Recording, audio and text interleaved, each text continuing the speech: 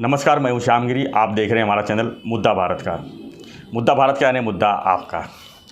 आज हम एक ऐसे विषय पर चर्चा करेंगे जो महाराष्ट्र के सर्वे में लोकसभा चुनाव का कुछ रिसर्च हुआ है, जो काफ़ी वायरल हो गया है। ये कल से ही चल रहा है ये कि अगर लोकसभा के चुनाव अभी होती है तो देवेंद्र फडणवीस और एकनाथ शिंदे को जो है महाराष्ट्र में काफ़ी नुकसान होता दिख रहा है। यानी 48 सीट में से इनको जो है सिर्फ 18 सीट मिलेगी, बाकी 30 सीट जो है आघाड़ी की तरफ चली जाएगी। इसी पर हम चर्चा करेंगे हमारे सहयोगी अनिल थत्ते जी के साथ में।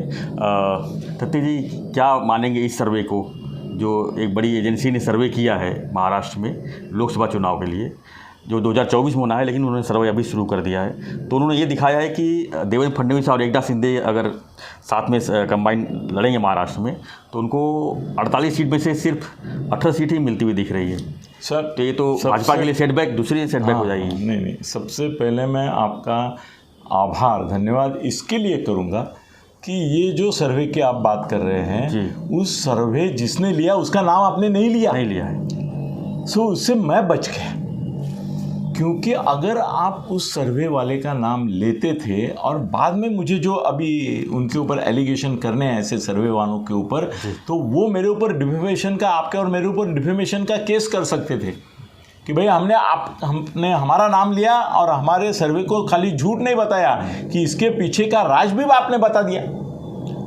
सर, मैं 52 साल से पत्रकारिता में हूँ जी, और मैं सिर्फ पत्रकार नहीं हूँ, मैं इमेज और ब्रांड मैनेजमेंट कंसल्टेंट हूँ, मैं इलेक्शन कंसल्टेंट हूँ जी। सर, बहुत सारे बड़े बड़े नेताओं के इलेक्शन के जो कैंपेन हैं वो मैंने किए हैं, और मैं कभी इस चीज़ से इनकार नहीं किया कि मैं कोई पार्टी का मेंबर नहीं हूँ, समर्थक नहीं हूँ, अनुयायी नहीं हूँ। मैं एक प्रोफेशनल, मराठी में उसको गलत शब्द है थोड़ा, धंधेवाईक,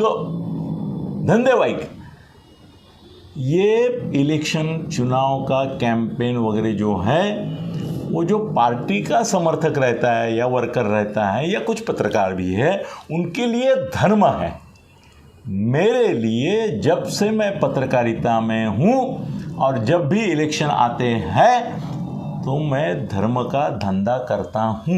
पत्रकारिता का धर्म अगर माने आप तो मुझे कबूल करना चाहिए, और मैंने इसे कभी इनकार किया नहीं। बहुत और से कर भी जब भी मेरे बारे में वीडियो बनाते हैं तो बोलते हैं कि अनिल प्रामाणिक है। वो कभी ये झूठ मूठ में आपको बोलेगा नहीं कि भाई मैं ये पार्टी का समर्थन करता हूँ, ये तत्व प्रणाली का समर्थन करता हूँ करके मैं ये पार्टी के लिए। वो बोलता है मेरा धंधा है, और धंधा है और गंदा भी है सर, ये धंधा हमारा। मैं हमेशा खुद को बोलता हूँ कि मैं माफ़ी का साक्षीदार हूँ। अगर विभीषण नहीं निकलेगा तो रावण का, लंका का भेद नहीं खुलेगा। जैसे मेरे विभीषण माफ़ी के साक्षीदार नहीं निकलेंगे तो मीडिया के जो रावण हैं उनका भी भेद नहीं खुलेगा। सर, आज तक मेरी तो शुरुआत करियर की ये इलेक्शन मैनेजमेंट की हुई, वो बहुत नाट्यपूर्ण तरीके से हुई। एक मुख्यमंत्री का बेटा इलेक्शन के लिए खड़ा हो गया, अभी मैं नाम नहीं लूँगा किसका, क्योंकि बहुत बदनामी करने वाला हूँ मैं लोगों की। तो एक मुख्यमंत्री का बेटा खड़ा हो गया, तो पुलिस का रिपोर्ट आया कि वो 25,000 वोटों से हारेगा। उसके पिताजी इसमें थे, लोकसभा में थे और केंद्रीय मंत्री थे। वो वहाँ से निकल के महाराष्ट्र में मुख्यमंत्री करके आए, तो उनकी लोकसभा की सीट खाली हुई थी जी। तो वहाँ पे वो बेटे को खड़ा किया था, तो 25,000 वोट से वो हारेंगे ऐसी सर्वे आई इसकी, पुलिस की आई। तो वो चिंता में पड़ गए। तो किसी और एक मंत्री थे जो मुझे जानते थे, उन्होंने बताया कि भाई अनिल थत्ते एक ऐसा पत्रकार है कि जो लहर पैदा भी कर सकता है, उल्टा भी सकता है, कुछ भी उलट पुलट कर सकता है, और उसकी ताकत जो है उसके शब्दों में, लेखनी में, वाणी में, और राजनीतिक एक, अभी ये प्रशांत किशोर वगैरह सर मेरे सामने बच्चे हैं, वो क्या करेंगे इलेक्शन मैनेजमेंट, हमने ऐसे ऐसे करतूत किए, जब वो हम एक्सपोज करेंगे ना सर हाहाकार मच जाएगा। कितने इलेक्शन के रिजल्ट हमने उल्टी के पलटी कर दिए अपने दिमाग से और व्यूह रचना से। मैं तो प्रशांत किशोर को मानता ही नहीं हूँ, मेरे सामने तो वो किस जार की पत्ती है। ऐसे कारनामे 50 साल में मैंने किया है। तो सर कभी मौका है और बताऊंगा तो या तो मारा जाऊंगा या खुदकुशी करनी पड़ेगी। छोड़ो, तो वो जो 25,000 से हारने वाला था वो 1,25,000 से जीत गया सर। क्या बात है। लोकसभा 1,25,000 से जीत गया। कौन से साल की थी ये लोकसभा? सर वो बताऊंगा तो तुरंत आप फिर मेरे को एक्सपोज कर रहे हैं आप। सर फिर नाम बताने में भी क्या बाकी रह जाएगा? अगर साल बताया तो सर नाम भी लोगों को मालूम पड़ेगा। अपने को नहीं ना आज एक्सपोज नहीं करना, किसी का नाम नहीं लेना। सर बाद में ये इलेक्शन सर्वे और ओपिनियन पोल ये सब चीज़ें धीरे धीरे बाद में आई। मैं पत्रकारिता की शुरुआत की तो ये नहीं है, ये पिछले 15-20 साल से ये चीज़ आई है कि ओपिनियन पोल, सर्वेक्षण, फिर अलग अलग पेपर वाले जो हैं उनके प्रतिनिधि उनके पेपर में डालते हैं कि हमने जो पाहणी की ये आघाड़ीवर, ये इसकी सरशी, ये आगे चल रहा है, ये पीछे लगने की संभावना है, इसका ये ऐसा है वैसा है, वो अनुमान देते हैं जी। तो मैं जैसे ही ये मोड़ मीडिया में आया कि एक झुकाव किधर है चुनाव में मतदाताओं का, ये पत्रकार अपने मन से, दिल से, वस्तुस्थिति से नहीं, सत्य स्थिति से नहीं, मन से, दिल से या अपने मालिक के इशारे से करने लगे। तो मैंने सोचा ये तो साला मार्केट खुल गया, खरीदी बिक्री संग हो गया, इसमें आपको कुछ नहीं करना है। ये पत्रकार जो है उसकी एक कीमत है, वो उसको अगर दे दी तो जिसने आज छापा कि ये पार्टी का ये उम्मीदवार आघाड़ीवर, अगर उसको रात को एक दे दिया, उसकी कीमत हर एक की अलग कीमत होती है, वो दे दी तो दूसरे दिन और निर्लज्जा में ये छापेगा कि उसके खिलाफ जो मेरा कैंडिडेट रहेगा वो जिंकलैत जमा।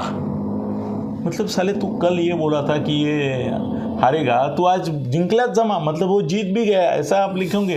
वो पैसे की जादू है, करामत है। तो बाद में इलेक्शन कमीशन सेशन आए और उन्होंने कुछ रिस्ट्रिक्शन डालना शुरू कर दिया, तो पेड न्यूज़ ओपनली करना मना हो गया। मैं पहले पेड न्यूज़ तो सर जम के करता था, मेरे ख्याल से मैंने लाखों में नहीं करोड़ों में पेड न्यूज़ किया है। अच्छा। अलग अलग उम्मीदवारों का, अब नाम मत पूछो। तो ऐसा हो गया कि सेशन के इससे फिर एडवर्टाइजमेंट के ऊपर लिमिट आ गया। सर मैं पहले कुछ लोगों के एडवर्टाइजमेंट करता था क्योंकि उस समय बंधन नहीं था। सर हम ऐसा होता था कि जितने उसके वोटर है उससे ज़्यादा हमारा बजट रहता था, मगर 3 लाख का अगर ये है वोटिंग कॉन्स्टिट्यूंसी, सर हम 30-40 लाख खर्चा करते थे पब्लिसिटी के ऊपर, पेपर के थ्रू इश्तहार देके बाकायदा, या तो पेड न्यूज़ करके जी। सर ये बाद में ना ये सर्वे का ट्रेंड आ गया की पत्रकार बोलते थे आम्ही केलेल्या पाहणीमधून आम्हाला असे आढळले की या पक्षाचे हे उमेदवार आघाडीवर जाण्याची शक्यता है। मतलब वो भी सेशन को ये करने की कोशिश करते कि भाई ये पेड न्यूज़ नहीं है, हमारा आदमी घूमा, उसको ऐसा निरीक्षण हुआ करके हम लोग ये बोल रहे हैं। तो मैंने थोड़ा सा उसका स्टडी किया, मैं बोला ये भी तो सब चालाकी है।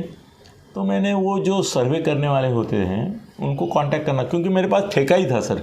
इलेक्शन आता था तो एक एक साथ हर एक पार्टी का कोई ना कोई, या कई बार तो ऐसा होता कि सामने से थाना में एक समय ऐसा था कि यहाँ की शिवसेना का कैंपेन मेरे पास, राजाराम साळवी का कैंपेन मेरे पास, कांग्रेस का सुभाष कानडे की वजह से कैंपेन मेरे पास, शिवसेना का आनंद दिघे की वजह से मेरे पास, उस समय राष्ट्रवादी नहीं थी, बाद में आई। तो सर सभी पार्टी के कैंपेन मेरे पास होते थे और उस समय दीवारों पे लिखना अलाउड था स्लोगन्स। सर मैं मेरे दोस्तों को लेके निकलता था, मैं बोला ये देख, ये दीवार पे जो इसकी शिवसेना की जो घोषणा है, स्लोगन है, वो मैंने लिखी है। थोड़ा आगे जाने के बाद मैं बोलता था ये जो है ये कांग्रेस की है, ये भी मैंने ही लिखी है। उसके थोड़ा आगे जाके राजाराम साळवी की वो अग्री सेना थी, उसकी आती थी जो इनके खिलाफ होती थी, मैं बोलता था ये भी मैंने ही लिखी है। वो बोलता है ऐसा कर सकते हो। मैं बोला मेरा दिमाग है, चातुर्य है, और ये सब फॉर प्राइज़ है, ये सब मैं पेड़ है। एक न्यूज़पेपर, मेरा आर्गुमेंट ये था कि एक न्यूज़पेपर अगर हर एक पार्टी का इश्तहार छापता है या तो पेड न्यूज़ देता है, तो मैं कौन सा साधु सन्यासी हूँ कि मैं नहीं लूँ? मैं एक ही पार्टी का कोई मेंबर तो है ही नहीं। तो अगर पेपर छापता है, मैं पेपर में जाता था, भाई ये बीजेपी का कैंडिडेट है मेरा, ये 10,000 लो, उसका ऐसा ऐसा न्यूज़ देने का, न्यूज़ मैं बना के लेके जाता था। उसी समय बोलता था ये हो गया, ये 10,000 रुपये कांग्रेस का कैंडिडेट है। उसी कॉन्स्टिट्यूंसी में भी होता था सर, कभी कभी तो इसका भी 10,000, इसका भी न्यूज़ छापो। सर एक बम्बई का बड़ा पेपर है, वो लाखों में लेता था। उसको एक ही दिन मैंने 2 पार्टी, एक ही कॉन्स्टिट्यूंसी, दादर की कॉन्स्टिट्यूंसी, मतलब दादर की मध्य मुंबई की कॉन्स्टिट्यूंसी थी, उसमें उसको 5-5 लाख रुपए एक एक न्यूज़ के लिए, पेड न्यूज़ के लिए दिए। उसने, निर्लज्ज ने, उसके पेपर के फ्रंट पेज पे राइट साइड में कांग्रेस का उम्मीदवार किस तरह से जीत रहा है और हमारे सर्वे के मुताबिक लोगों का सपोर्ट उसको कैसा है, वो मैंने लिख के दिया था, वो छापा। और उसी पेपर के उसी पन्ने पर ये साइड में शिवसेना का था जी, वो भी मेरा एक क्लाइंट था, उसका छापा। तो लोग बोलने लगे एक साथ दोनों घोड़ दौड़ कर रहे, एक साथ दोनों जीत के मार्ग पर है, ये कैसा करतूत हो गया? जीतेगा कौन? नहीं, वो सवाल बात का है, ये क्या कहानी है? तो उस समय जो महाराष्ट्र प्रदेश कांग्रेस के अध्यक्ष थे, मेरे मित्र थे, बोले अनिल तू कुछ भी कर सकता है यार। मैं बोला क्या हो गया सर? बोले ये दोनों की लैंग्वेज तुम्हारी है, तो शिवसेना का जीतेगा भी तुमने ही लिखा है पेड न्यूज़ करके, और इसका भी है। मैं बोला मेरी निर्लज्जता छोड़ो, मैं तो धंधा करने बैठा हूँ, मगर ये जो धर्म की बात करने वाले पेपर वाले हैं वो कैसे देखो कि उनको लज्जा नहीं। मैंने जो किया, मैं बोला चोरी छुपे हो गए, आप मेरे पिता है करके मैंने आपको बताया कि ये दोनों, हाँ मैंने किया है। मगर उसने तो एक पेपर के फ्रंट पेज पे दोनों का छाप दिया और दोनों जीतेंगे करके दिया। उसको शर्म नहीं है कि मेरे पेपर पढ़ने के बाद मेरे वाचक क्या कहेंगे कि दोनों ही जीत रहे हैं और दोनों का दोनों तुम्हारी सर्वे। बोले क्या भी बोले, कोई नैतिकता ही नहीं रही। मैं बोला आप में भी नैतिकता नहीं रही ना, आप भी पैसा देते हैं कि भाई न्यूज़ छापो, ये करो, पेड न्यूज़ करो, उसके लिए आप कितना हजारों करोड़ पार्टियां खर्च करती हैं। तो उस समय बाद में ना ये न्यूज़ एनालिसिस का जो रूप था वो ओपिनियन पोल में परिवर्तित हो गया और सर्वे में परिवर्तित हो गया, क्योंकि सेशन थोड़ा टाइट करने लगे। तो फिर वो बोले कि हमारा पत्रकार ने जो देखा उसको लगा वो छाप रहे। सर इलेक्शन के समय ओपिनियन पोल लेने को उस समय मनाही नहीं थी जी, लेते थे। तो हमारे पत्रकारों की टीम ने फलाने विधानसभा या लोकसभा मतदार संघ में जो सर्वेक्षण किया उसमें इनकी जीत 60 से होगी और 40 पे ये रहेंगे। मैंने 2-3 बार देखा, मैंने बोला ये तो झूठ मूठ का है, इसमें सब झूठी झूठ भरा है। इसने क्या सर्वे किया है? अगर सर्वे करता तो कुछ लोगों से बात करता, मेरे को तो पता, क्योंकि मेरा इंफ्रास्ट्रक्चर और नेटवर्क जो है वो बहुत ज़बरदस्त रहता था, अभी भी है। तो कहीं भी कोई पेपर वाले से पैसे की बात होती थी तो मेरे को पता चलता था कि मैक्सिमम पत्रकारों को पैसा देने वाला मैं ही था।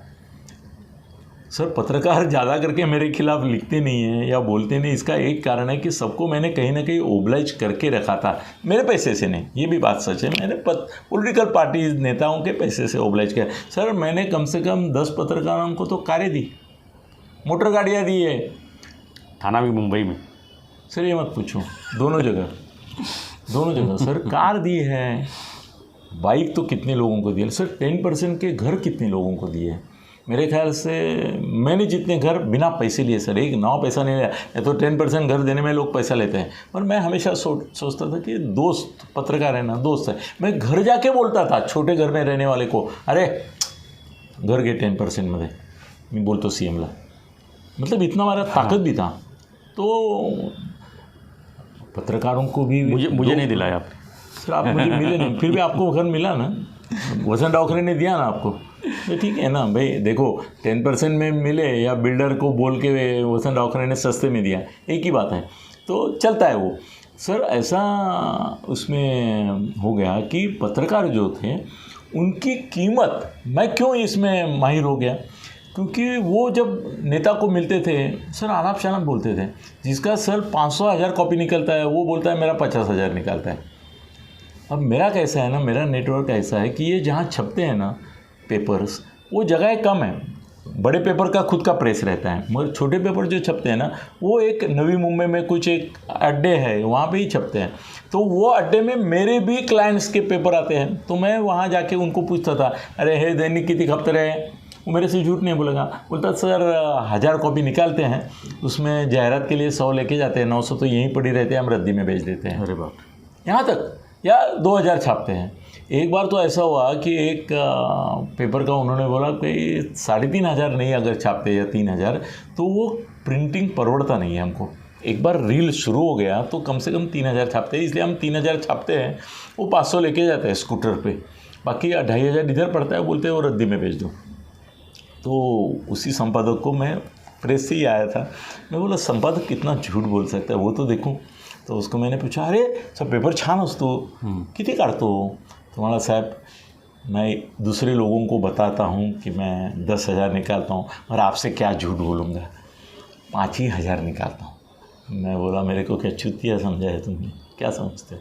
अभी मैं प्रेस से आ रहा हूँ, तुम वहाँ पे 500 कॉपी छपते हो और उसमें से भी 100 ही कॉपी लेके आते हो।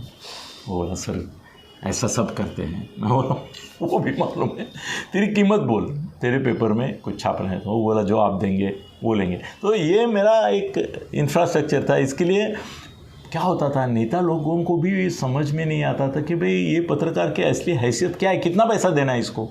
तो मेरा कंसल्टेशन में सर 25% ये रहता था कि जो बड़े बड़े नेता हैं वो मुझे पूछते थे, अरे इसकी औकात क्या है रे, इसका पेपर सच में कितना सेल होता है, इसको कितना देना चाहिए। मैं भी अंदाज़ा लेने में माहिर था ना, मैं पूछता था कितना बोला है वो बोला है 5 लाख, 2 लाख, 1 लाख, बोलता है 50,000 निकालता हूँ, कॉपी का पैसा दो मेरे को, जाहिरात का पैसा मत दो, न्यूज़ पेड नहीं। तो मेरे को उसका असली अंदाज़ा होता था। मैं बोला ये कितना बोला, लाख। सर ये आप 10,000 बोलो, 15,000 में पड़ जाएगा। सर उसके 85,000 बचते थे। सर करोड़ों बचे हैं किन लोगों के, तो बड़े बड़े पेपर वाले ढम ढूम करके आते, नेता के पास मंत्री के पास बैठते थे और बोलते थे हमारा ऐसा है वैसा है, इतना है, पेज का इतना है।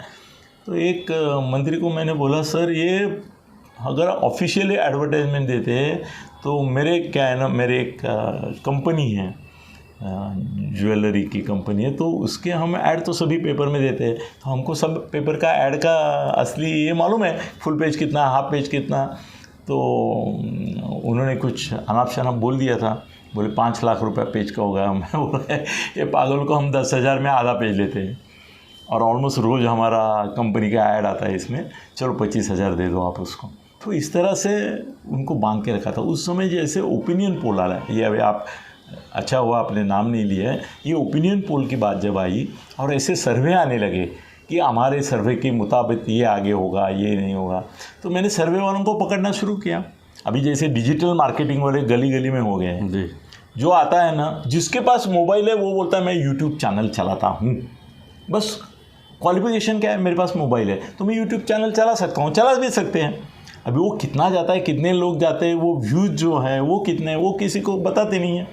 अभी सब्सक्रिप्शन का अभी ऐसा हो गया कि लोग सब्सक्रिप्शन भी झूठ का बोल देते थे। मेरे को एक ने बोला कि मेरा सब्सक्राइबर बेस 10 लाख का है। मैं बोला पागल, इसके आगे चल के बोलने से पहले ये देख ले कि यूट्यूब ने अभी कंपलसरी किया है कि आपका जो सब्सक्राइबर बेस है वो आपको दिखेगा, और तेरा सब्सक्राइबर बेस 10,000 है बेटा, अभी देखा मैंने, तुमको मालूम नहीं तुम्हारा सब्सक्राइबर बेस 10,000 आया है। तो एकदम लज्जित हो गया, बोला आपसे क्या छुपा है। मैं बोला कुछ छुपा नहीं, मगर हद होती है किसी चीज़ की बोलने के लिए।